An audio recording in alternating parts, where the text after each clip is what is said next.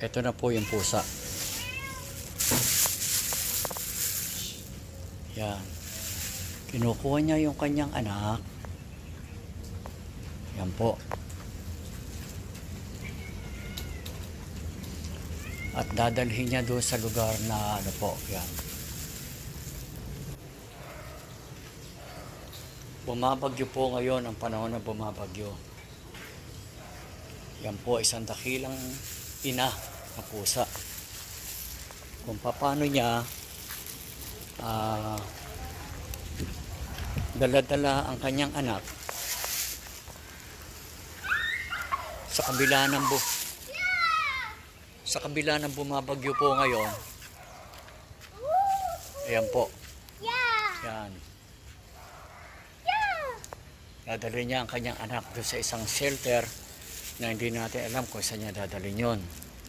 Kaya aabangan po natin ang pagkuha niya ulit sa isa pa niyang kapatid, isa pa niya pang anak. Eto na po siya, umikot po. Kukunin niya po muli isa niyang anak. Kukunin niya po ulit yung isang anak niya po. Kukunin niya po, ayan mga kapatid.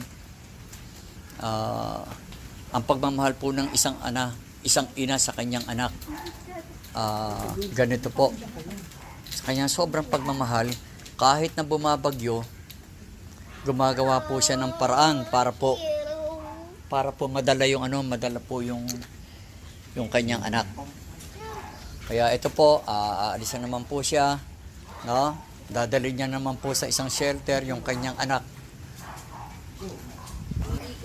Yan po. Minsan po ang kaya yung mga dakilang ina po, no? Hindi niyo po sila masisisi. Halos magpakamatay sila. Hindi nila alam ang kanilang gagawin. Kapag po talagang wala silang iniwan sila na mamahal nila sa buhay.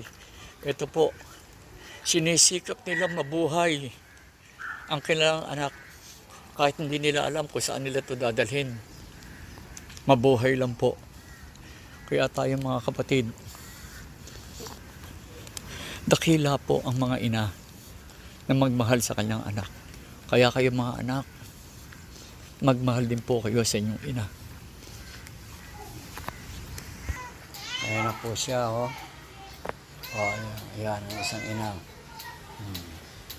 Binabalikan niya ang kanyang anak. Meaning, napakadakila mong ina, no? Sa iyong pagmamahal sa iyong anak, no? Sige, huwag ka mag-alala. Minmin, dadalang kita ng pagkain doon sa area mo, ha? Ha? Napakabait mo. Sige, dali mo na siya dyan. Dali mo na siya ron. Sige na. Go. Go na. Sige, Minmin. Dali mo na. Dali mo na siya. Napakadakilang ina po na sa kabila ng bumabagyo, sinisikap niyang makuha ang kanyang anak para na mailagay niya sa magandang kalagayan. Kaya po mga ina, mga anak, tingnan nyo, sa kabila ng wala pa kayong isip, ang inyong ina, walang ginawa kung hindi sinisikap na mabuhay kayo. Kita nyo, maging hayop pa kaya gumagawa ng ganitong uri ng pagdaki ng pagmamahal. O Ama ko, Diyos na makapangyarihan sa lahat, maghari po Ama ang pagmamahal sa mundong ibabaw. Salamat po. Maraming salamat po. Aking Ama, Diyos na makapangyarihan sa lahat. Safe na ngayon siya. Ito na po. Hinayaan ko na siya. Nandiyan siya. Pinadedede niya na yung kanyang anak. No? Na isang cabinet siya. Nandito naman sa shop. Nailagay niya ang kanyang anak na naproteksyon na ngayon. Salamat sa isang mabait na ina na pusa. Salamat. Mabait po siya talaga.